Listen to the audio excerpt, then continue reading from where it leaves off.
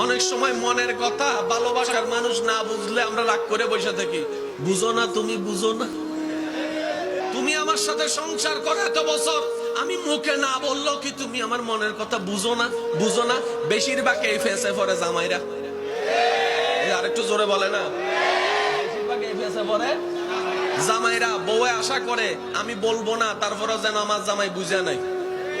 কিন্তু আমার বোনদেরও তো একটা বুঝা উচিত, এই বুঝটা রব সারা। জোরে জোরে জোরে জোরে।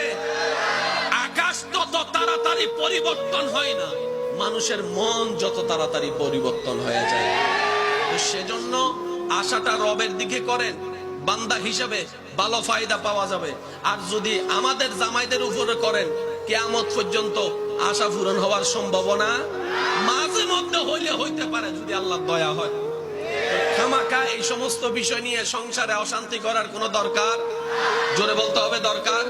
প্রত্যেকটা পয়েন্ট নোট করার চেষ্টা করবেন, কারণ দিন দিন আমাদের ইসলামকে, ইসলামের বার্তাকে, ইসলামের ব্যাখ্যাকে ভুল উপস্থাপন করে কিছু স্বার্থান্বেষী মহল আমাদের যুবক যুবক ভাইদেরকে, বোনদেরকে নাস্তিকতার দিকে নিয়ে যাচ্ছে, নাস্তিকতার দিকে নিয়ে যাচ্ছে।